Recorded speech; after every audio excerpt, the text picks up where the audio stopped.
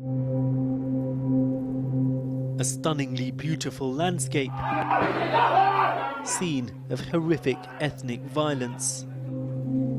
Dozens murdered by rampaging mobs. Tens of thousands forced from their homes. In the remote state of Manipur, former neighbours are now sworn enemies. This video, too distressing to show in full, shocked India and the world.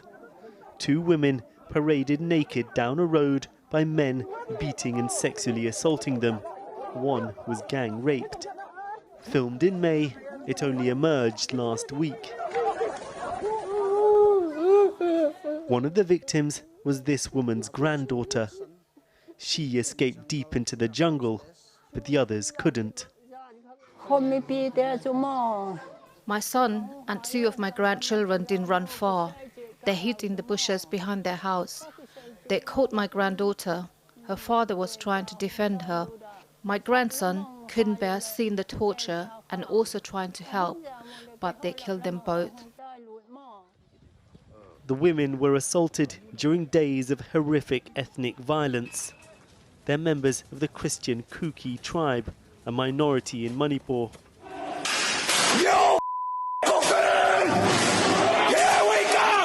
This, one of their churches, burnt down during the unrest by Hindus from the majority Meitei community.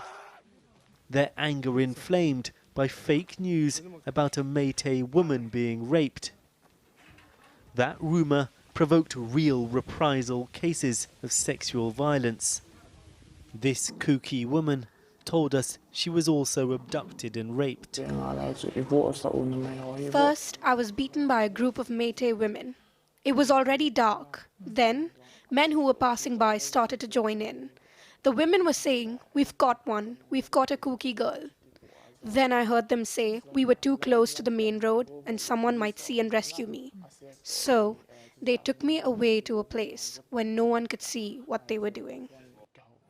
There's a long history of tensions between the two communities. In May, violent clashes broke out. Homes and businesses targeted by rival mobs. A court ruling had suggested the Meitei majority should have the same special rights reserved for minorities like the Kuki when it comes to job quotas and purchasing land. A Kuki protest turned violent. The Meitei's response was shockingly brutal. Here, the head of a Kuki man on a stick. This, the remains of a young woman, reportedly raped and burnt alive.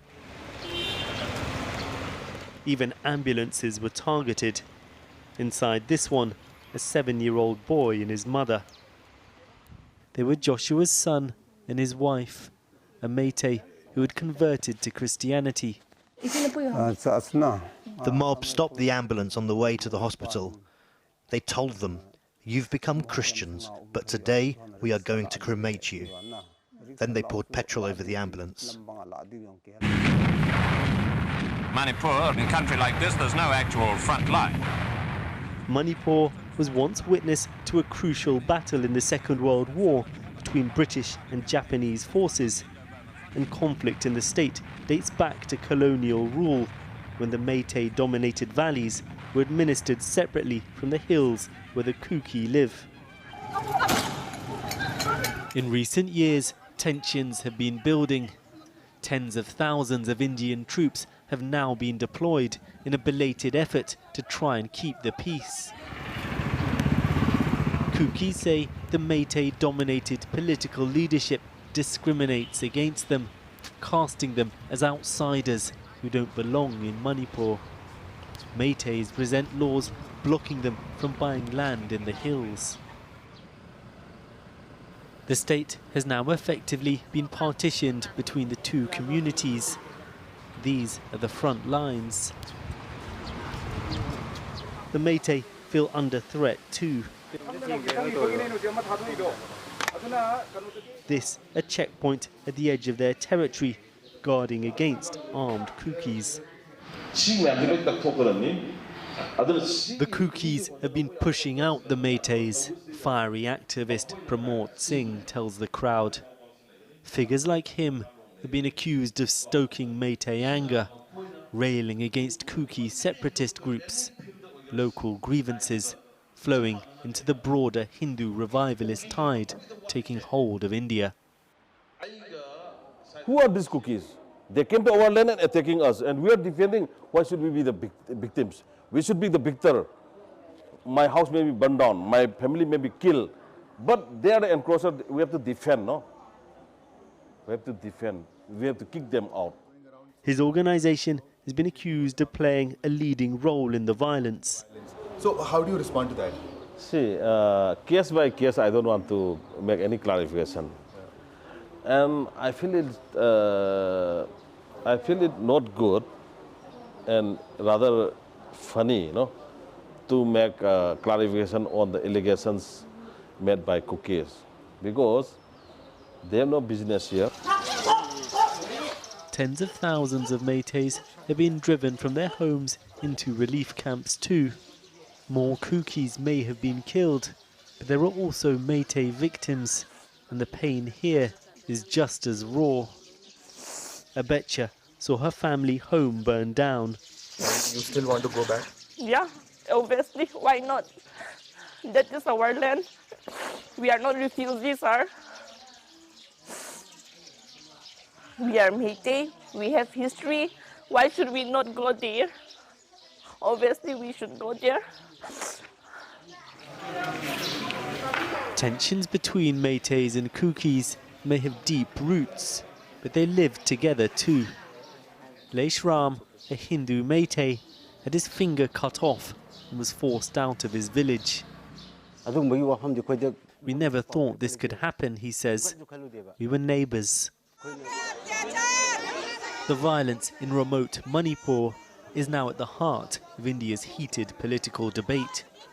Critics of the right-wing government say the divisive Hindu nationalist rhetoric that's flourished under their rule is responsible.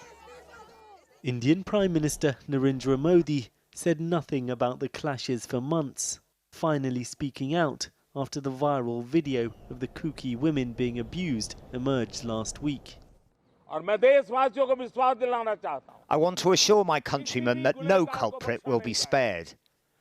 The law, with all its might and severity, will move forward.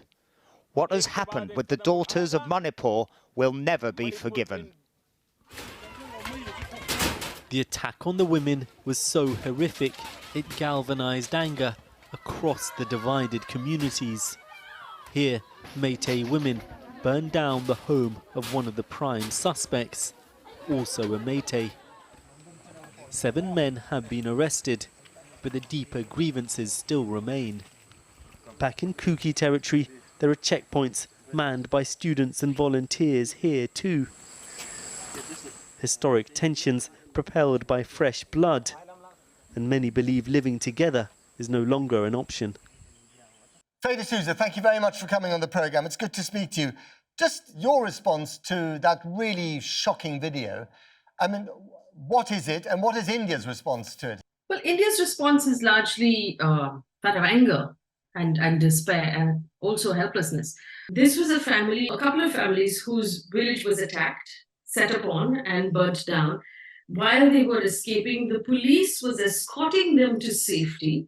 The mob stopped the police and took these families away from the police, marched them down the street, murdered the men, assaulted the women, and then left them, after which, from reports we understand, they found their way to a camp run by the government for safety. Now, I would ask why the police that was escorting them to begin with didn't follow up to find out what happened to them, right, and didn't take down their complaints. You know, the fact that something like this happened over 2 months ago and it took this long for it to surface in mainstream and for people to realize that things were this bad in Manipur, I think is an indication of many problems that we're facing right now. Largely attributed to a internet block, that was placed in Manipur, where the internet was down, communication was sort of controlled. And so the amount of information coming out of Manipur was, was very thin. Also, we have our mainstream media right now that is not asking as many questions as it should be asking on television and specifically. And that's sort of perhaps reduce the amount of accountability that we should have in an issue like this. Yes. Well, so you're an Indian journalist, a well-known Indian journalist in India. What questions would you be asking now of the authorities? Well, I think the questions right now are fairly obvious. To begin with, we ought to know why this incident that took place on the 4th of May, the FIR or the first information report, so the first complaint that was registered with the police happened on the 18th of May. The arrest happened a few days ago after the video went viral. So what was the police doing from the day of, the actual incident and from the day of the arrest? Why did the police and the state government only react after the video went viral? Is that what is necessary for justice to take place? Secondly, how many more such cases are in Manipur that we don't know of because their videos have not gone viral? I mean, one of the criticisms that has been levelled at the authorities is that they didn't act strongly enough because it is possible that they thought there was a kind of implicit understanding that they didn't need to be tough on the people doing this because of the nature of the central government in Delhi. Is that a stretch? Is that unfair? Well, what we know for sure is that they didn't act in the manner that they should have. We've had a series of reports of the fact that suggest that the forces on the ground, the chief minister, and by extension, maybe the home ministry as well, has not done what needs to have been done. We also know that those people who were, who were responsible for the violence have looted automatic weapons from the armed forces and have refused to give them back. So these are armed mobs right now. And you're right to say that they have not, the system has not come down hard on these people. The violence that has taken place now, a state like Manipur and most of the Northeast has always complained of being ignored by Delhi, but never has it been this bad that we've seen this scale of violence and so little done. There were calls for the chief minister's dismissal on various counts, but it has not been done. The government at the center has shown support for this chief minister despite his inability to act and his obvious inability to perform the duties of his office. So this would suggest in some way that the government is standing with this chief minister and the decisions that he's making to not come down hard on the people who are currently perpetrating the violence on the ground. To put it bluntly, do you think that a Hindu nationalist prime minister is incapable of reining in Hindu militancy in a place like Manipur? From our understanding, this is not a fight based on religion. This is a fight based on the tribal categorization of the Kuki community and the benefits that gives them within government services. So somebody who is categorized as scheduled tribe in India gets benefits of affirmative action within government schooling, government college, and government jobs. Now, the whole thing started when the Meiteis community, which is the majority community, approached the High Court asking for the community to also be categorized as scheduled tribe, thereby also allowing them to take part in the affirmative action benefits that are available to the tribal Kuki community. And the Kuki community then started a protest against that action. Now, what we understand from the ground is that the fight is really about the categorization of tribal people and non-tribal people who happen to be in two different religions, but it's not a religious fight. Okay. Just finally, Faye, I mean, we've seen in the last few months one Western leader after another, lining up to pay court to Prime Minister Modi. Do you think that it is right for the West to knock on his door asking for more business without criticizing him for some of the things that are going on internally?